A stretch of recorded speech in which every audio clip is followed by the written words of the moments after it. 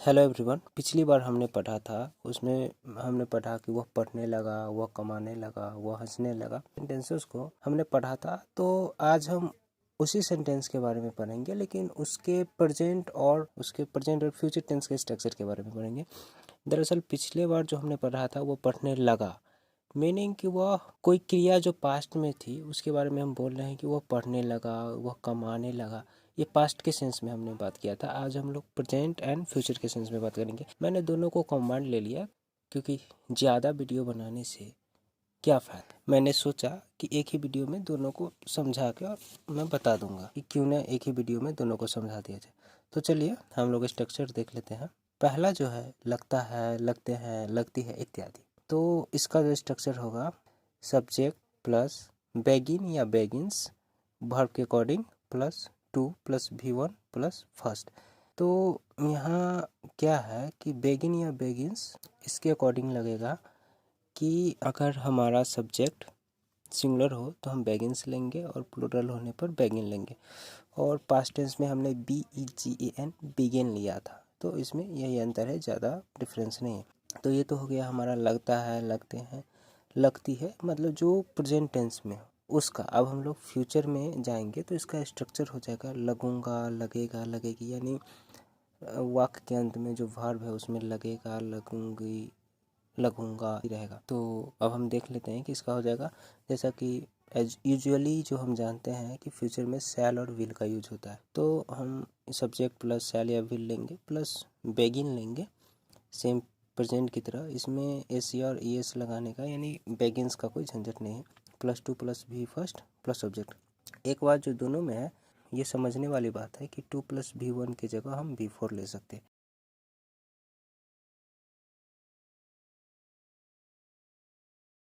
आइए हम देख लेते हैं प्रेजेंट टेंस का एग्जाम्पल। पहला है वह लिखने लगती है। ये मेरा प्रेजेंट टेंस है, लगती है, लगता है, etc। तो इसका हो जाएगा सी बेगिन्स टू राइट, या टू राइट की जगह हम V4 इसका ले लेंगे, सी बेगिन्स राइटिंग। तो ये हमारा हो गया प्रेजेंट टेंस का। आइए हम फ्यूचर टेंस की ओर देख चलते हैं। तो फ्यूचर टेंस का एग्जाम्पल हो जाएगा वह लिखने लगेगी।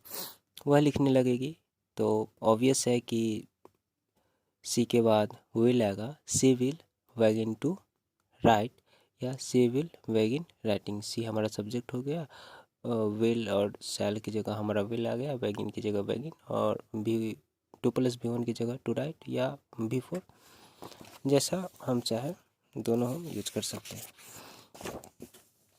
अब आते हैं इसका नेगेटिव एंड इंटरोगेटिव देख लेते हैं। नेगेटिव तो सिंपल है कि वह लिखने नहीं लगती है। जो अगर हम प्रेजेंट का ले तो वह लिखने नहीं लगती, ये मेरा एग्जांपल होगा।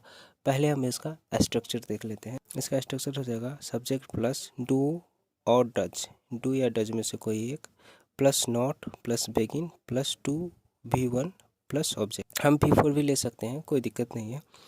तो subject do plus does not begin two plus V1 और ऑब्जेक्ट या V4 प्लस ऑब्जेक्ट। और जो हमारा एग्जाम्पल है वह लिखने नहीं लगती है। वहाँ हमने पढ़ा था वह लिखने लगती है, यहाँ हमारा है वह लिखने नहीं लगती है। तो इसका आ जाएगा सब्जेक्ट के लिए सी, डू या डज में से डज, सी के साथ डज आ जाएगा। सिंगुलर के साथ डज यूज करते हैं और प्लूरल के साथ डू यूज करते हैं। और सेकेंड पर्सन के साथ जो हमारा यू आता है सेकेंड पर्सन, उसके साथ हम डू ही यूज करते हैं, भले वो सिंगुलर हो लेकिन हम डू यूज करते हैं। उसका जगह she does not begin to write और she does not begin writing. मैं बोल देता हूँ, मैंने लिखा नहीं है, लेकिन ये हो सकता है आप भी समझ सकते हैं। अगला जो इंटरोगेटिव है, इंटरोगेटिव में हम क्या करते हैं, हमारा हेल्पिंग वर्ब रहता है आगे कर देते हैं, यानी सब्जेक्ट से पहले ला देते हैं। यहाँ हम डू डज को पहले ले लेंगे। तो ये हो जाएगा डू डज, डू और does plus subject plus begin plus two plus V first plus object या V4 प्लस ऑब्जेक्ट। इंटरोगेटिव में इसका हो जाएगा क्या वह लिखने लगती है। तो हो जाएगा सी के साथ हम डज यूज करते हैं, तो पहले डज आ जाएगा, does she begin to write and question mark. आइए अब हम इसका फ्यूचर भी देख लेते हैं। इस फ्यूचर में नेगेटिव हो जाएगा वह लिखने नहीं लगेगी। फ्यूचर के बारे में हम बोलेंगे कि वह लिखने नहीं लगेगी। तो इसका नेगेटिव हो जाएगा सब्जेक्ट और उसके साथ तो शैल विल आएगा ही, फ्यूचर है तो तो शैल और will plus not plus begin plus two plus V1 या V4 प्लस ऑब्जेक्ट। जैसा कि मेरा एग्जांपल है वह लिखने नहीं लगेगी, तो सी के साथ विल आ जाएगा, she will not begin to write. हो गया। अब इंटरगेटिव में हम शैल और विल को आगे कर देंगे, जैसा कि इंटरगेटिव में हम फ्यूचर के करते हैं। शैल और विल फर्स्ट में कर देंगे सब्जेक्ट से पहले, तो इसका हो जाएगा शैल और will plus subject plus begin two plus V first plus object या V4 प्लस ऑब्जेक्ट। तो इस मेरा जो क्वेश्चन हो जाएगा इसमें कि क्या वह लिखने लगेगी, तो इसका हो जाएगा सी के साथ विल आता है, तो हम पहले विल लिए हैं, will she begin to write according to interrogative sentence. आइए अब हम कुछ एक्सरसाइज कर लेते हैं। तो मैं क्वेश्चन दे देता हूँ, आप डील कर लीजिएगा, आप जो बनाएंगे उसके बाद आंसर मिला लीजिएगा। मुझे आशा है कि इतना भी हार्ड नहीं है, आप बना लेंगे। वैसे भी मैंने क्वेश्चन ज़्यादा हार्ड लिया नहीं है। फर्स्ट है वह एक पत्र लिखने लगता है। सेकंड है नेगेटिव सेंटेंस, वह एक पत्र नहीं लिखने लगता है।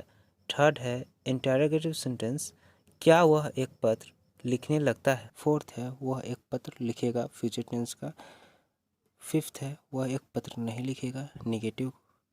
सिक्स्थ है क्या वह एक पत्र लिखेगा, इंटरोगेटिव ऑफ फ्यूचर टेंस। आप पहले इसे डील कर लीजिए और आई होप आपने डील कर लिया होगा। तो आइए अब हम तो फर्स्ट कि वह एक पत्र लिखने लगता है, इसका हो जाएगा ही बेगिन्स to write a letter. He के साथ बेगिन्स, बेगिन में एस का यूज होगा क्योंकि सब्जेक्ट सिंगुलर रहने पर वर्ब के साथ एस और या एस लगाया जाता है। सेकेंड है वह एक पत्र नहीं लिखता है, इसका हो जाएगा he does not begin to write a letter. ध्यान दीजिए इसमें मैंने बेगिन के साथ एस नहीं लगाया क्योंकि एस और एस जो लगाने की क्रिया है वो हमने डू के साथ एस लगा के डज बना दी है। थर्ड है क्या वह एक पत्र लिखने लगता है, इसका हो जाएगा does he begin to write a letter. Does जब भी हम किसी भी पॉजिटिव सेंटेंस को इंटरोगेटिव में कन्वर्ट करते हैं तो हम मॉडल वर्ब या डू डज को हम पहले ला देते हैं, तो इसका हो जाएगा does he begin to write a letter and question mark. Fourth है फ्यूचर का वह एक पत्र लिखेगा, इसका हो जाएगा he will begin to write a letter. He के साथ विल लेंगे और begin to write a letter. Fifth है वह एक पत्र नहीं लिखेगा, इसका हो जाएगा he will not begin to write a letter. Six जो मेरा लास्ट क्वेश्चन है क्या वह एक पत्र लिखेगा, will he begin to write a letter. I hope आपके सभी आंसर्स सही होंगे। अगर कुछ समझ में नहीं आया होगा तो फिर से देख लीजिएगा, मैंने बेसिक से समझाने की कोशिश की है। और आपको कैसा लगा कमेंट में ज़रूर बताइएगा।